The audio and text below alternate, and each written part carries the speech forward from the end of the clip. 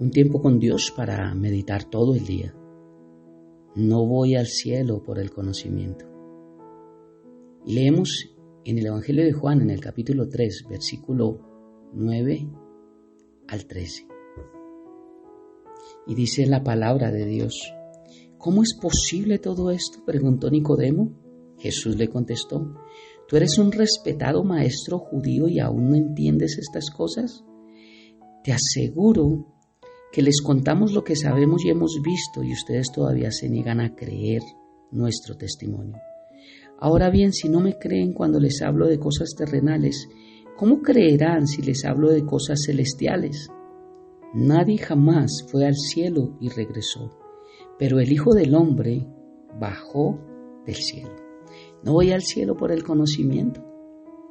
Estudiando un poquitico la vida de Nicodemo, el nuevo nacimiento, cómo nacemos de agua y de espíritu, entendiendo que es muy importante entender que la religión no salva, y mucho menos el conocimiento salva. No entre más sé que soy salvo.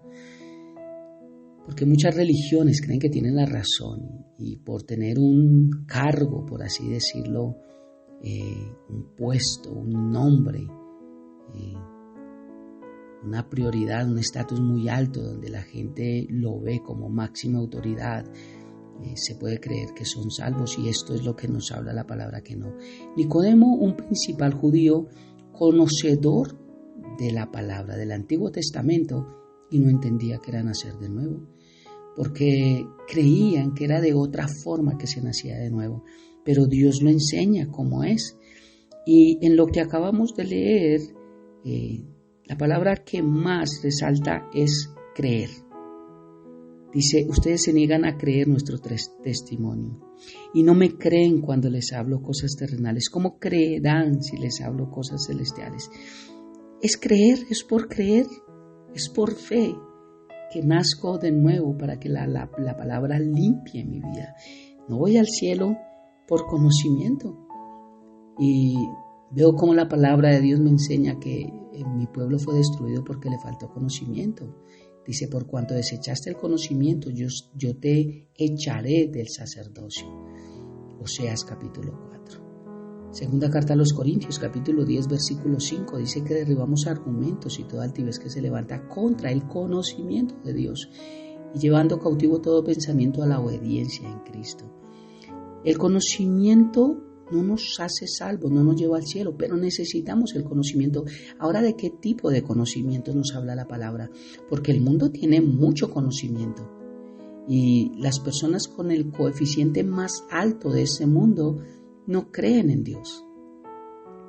El mundo se está perdiendo por falta de conocimiento, pero de la palabra de Dios, no un conocimiento intelectual. Y los hijos de Dios tenemos la misión de llevar este conocimiento de la verdad a todos, a los que la quieran escuchar, porque todos no la quieren escuchar, o algunos las escucha y es como dicen las abuelitas: les entra por un oído y les sale por el otro. Y nuestra tarea es hablar, no más. No convencemos a nadie. La palabra de Dios nos enseña que quien convence de pecado, justicia y de juicio es el Espíritu Santo, no nosotros, pero sí estamos llamados a hablar. Dice la palabra de Dios: para que se conviertan de las tinieblas a la luz y de la potestad de Satanás a Dios, para que reciban por la fe que es en mí perdón de pecados y herencia entre los santificados. Dice Hechos capítulo 26. Pero ¿cómo? Romanos capítulo 10 dice: ¿cómo pues invocarán a aquel en el cual no han creído? ¿Y cómo creerán en aquel de quien no han oído? ¿Y cómo irán sin haber quien les predique? Por lo tanto, necesitamos dar del conocimiento de Dios, pero del de la palabra, no del del hombre. Porque algunos, o muchos más bien me atrevo a decir, interpretan la palabra a su acomodo. Y no necesitamos interpretar la palabra a nuestro modo, a nuestra forma. Ella se interpreta a sí misma. La palabra de Dios dice lo que ella quiere decir y no necesitamos ayudarle. En el mundo hay una guerra entre la verdad y la mentira, entre la verdad de Dios y los argumentos humanos. Tal vez mucho conocimiento, muchos intelectuales, pero no acepta que existe un Dios. Esto lleva al dolor y a la muerte. Esto es difícil de poder llevar cuando hay, entre más conocimiento del mundo intelectual hay, menos conocimiento de Dios. Así que no voy al cielo por el conocimiento intelectual del mundo, de ciencia. Voy al cielo por aplicar el conocimiento bíblico a mi vida. Pero ese es el otro tipo de conocimiento. Mira lo que dice segunda carta de Pedro, capítulo 1, versículos 5 al 8. Dice: en vista de todo esto, esfuércense al máximo por responder a las promesas de Dios, complementando su fe con una abundante provisión de excelencia moral. Carácter me está hablando esto. La excelencia moral, el carácter, cuando está en nuestra vida, produce conocimiento. Ese conocimiento, control propio. El control propio, una perseverancia. Esa perseverancia en una sumisión a Dios. La sumisión a Dios en afecto fraternal. Y el afecto fraternal en amor unos por los otros. Cuanto más crezcan de esta manera, más productivos y útiles serán en el conocimiento de nuestro Señor Jesucristo. Sí necesitamos el conocimiento, pero el conocimiento empieza formándose a través de un carácter. El carácter se forma a través de nacer de nuevo, de que la palabra de Dios nos limpie, nos lave, nos purifique. Y cuando ponemos en práctica la palabra de Dios en nuestra vida, esto forma un carácter. Y ese carácter inicia dándonos conocimiento y de ahí para allá todo lo que hemos hablado. Es importante el conocimiento en nuestra vida, pero dejar claro qué tipo de conocimiento. Pero algo importante, entendiendo qué tipo de conocimiento es el que yo necesito en mi vida. Ahora, cuando tengo claro qué tipo de conocimiento que es el bíblico, es el de la palabra de Dios, también hay otro problema. Y es que no es solo conocer qué dice la palabra de Dios, si no lo aplico. Quiero explicar esto, pero quiero pasar. Dice que nadie jamás fue al cielo y regresó, pero el Hijo del Hombre bajó del cielo. ¿Qué significa este término Hijo del Hombre? Porque me han preguntado. Este término Hijo del Hombre, quiero que lo veamos que está en mayúscula ambos. Hijo mayúscula y hombre mayúscula.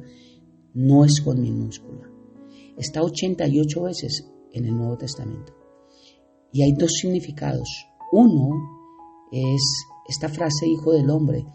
Se hace referencia en la profecía de Daniel capítulo 7 versículo 13-14. Él dice: miraba yo en la visión de la noche y aquí con las nubes del cielo venía uno como hijo de hombre, mayúscula, que vino hasta el anciano de días y le hicieron acercarse delante de él y le fue dado dominio, gloria y reino, para que todos los pueblos, naciones y lenguas le sirvieran. Su dominio es dominio eterno que nunca pasará y su reino uno que será destruido. La descripción Hijo de Hombre era un título mesiánico. Jesús es aquel a quien le fue dado dominio, la gloria y el reino. Cuando Jesús usaba esta frase en relación a sí mismo, Él se estaba adjudicando la profecía del Hijo del Hombre dada a Daniel, porque los judíos de esta época estaban relacionados íntimamente con este versículo, con lo que Daniel había profetizado. Recuerda que el libro de Daniel es el Apocalipsis del Antiguo Testamento. Entonces, Él había hablado del Hijo del Hombre y esta referencia dando de que a Él se le había dado dominio, gloria, reino, poder. Jesús estaba diciendo: yo soy ese de quien hablé a través de Daniel como el Mesías. Yo soy el Mesías que ustedes esperan de las profecías del Antiguo Testamento. Pero también el segundo significado que es importante, Hijo de Hombre, es porque Jesús se hace ver en su humanidad como ser humano. Dios llamó a Ezequiel también Hijo de Hombre, pero con H minúscula, 93 veces. Dios simplemente estaba llamando a Ezequiel que era un ser humano. Un hijo de un hombre es un hombre. Jesús era totalmente Dios, pero también era hombre. Y Jesús vino como hombre a la tierra, se despojó de su deidad. Semejante a los hombres, Juan 1:14. Y primera carta de Juan capítulo 4 versículo 2 dice: en esto conoced el Espíritu de Dios. Todo espíritu que confiesa que Jesucristo ha venido de carnes de Dios, que vino como hombre, porque muchas religiones no creen esto. O sea, Jesús es el Hijo de Dios con H mayúscula, pero también es el Hijo del Hombre, la profecía del Antiguo Testamento, pero también un hombre vino a morir por nuestros pecados, para cumplir con las demandas de Dios Padre, por el pecado, por la ira del pecado, por el pago del pecado, por la justificación del pecado. Concluyo con esto. Necesitamos conocimiento, pero ¿qué tipo de conocimiento? Hay personas que siempre están preguntando y me han preguntado acerca de cosas y me hacen preguntas de la iglesia y de Dios y todo eso. Y en cierta ocasión le pregunté a alguien que por qué estaba tan interesado en lo que me preguntaba. Pero su respuesta fue que quería expandir sus conocimientos acerca de la religión según él. Porque tenía curiosidad respecto a lo que le motiva a las personas a los domingos ir a una iglesia y tratar de llevar una vida diferente, y que él solamente estaba indagando en varias religiones según él para saber tener respuestas y conocer más ampliamente acerca, según él, de las religiones. Este tipo de personas que se levantan cada día tal vez con la idea de que su conocimiento crezca, pero solamente para debatir u otras cosas, pero no con el deseo de hacer la voluntad de Dios cada mañana. Y pueda que así hayan muchas personas dentro de las iglesias a nivel mundial que tienen el deseo de aprender más de la palabra de Dios por razones que a veces desconocemos, pero no por la razón de conocer a Dios, a Cristo, al Espíritu Santo, de vivir como Dios quiere que vivamos, de cambiar, de perdonar, de ser diferentes, de morir a nuestro yo. Y es por eso que el apóstol Pedro dijo que debemos aumentar nuestro conocimiento, pero con un propósito primordial, que es que nuestra fe madure. Y señaló que el conocimiento es un elemento indispensable en el proceso que conduce al dominio propio y todas las cosas que dijimos. Dios no nos pide que aumentemos nuestro conocimiento solo para ganar conocimiento. Nos pide que aumentemos nuestro conocimiento para que podamos crecer y llegar a la estatura del varón perfecto, para ser personas centradas en la voluntad de Dios, llenas de amor, de servicio, llenas de sujeción a Dios, que obedecemos lo que el Señor nos dice. Es por eso que únicamente deberíamos o necesitamos querer saber más de Dios para poder cambiar cada día más nuestras vidas. Recordemos que el conocimiento aplicado es el que produce sabiduría, porque sabiduría no es saber, sabiduría es saber, pero también hacer. Oremos. Padre eterno de gloria, muchas gracias por esta preciosa mañana. Gracias por un día más de tu palabra. Gracias porque ella nos limpia cuando realmente obedecemos lo que tu palabra nos dice. Cada vez que escuchamos un tiempo con Dios para meditar todo el día, cada vez que abrimos tu palabra, cada vez que nos discipulamos, cada vez que estamos en un grupo de oración, cada vez que nos congregamos, no basta solamente con eso. Basta es con, viendo que ya es agua, permitir que ella nos limpie. Y eso lo hacemos nosotros. El agua, la palabra tiene el poder para limpiarnos, pero nos limpia cuando nosotros tomamos esa medicina, ese medicamento correctamente y hacemos que nuestro cuerpo limpie. Cuando Dios nos habla algo a través de la palabra y nosotros lo hacemos, es cuando nuestra vida está siendo libre. Pero qué triste ver vidas con resentimientos, vidas que aún siguen siendo egocéntricas, solo mi yo, solo piensan en yo, lo que yo hago, lo que yo quiero, lo que yo anhelo. No están preocupados por sus cónyuges, por sus hijos, por tantas cosas, pero continúan buscando al Señor. ¿Y cuántos años más se necesitan para que lo que Dios ha dicho que tenemos que dejar y que tenemos que hacer, lo hagamos? Así no produce efecto la palabra de Dios. Produce es cuando aplicamos lo que Dios dice en nuestra vida. Eso es lo que nos hace sabios.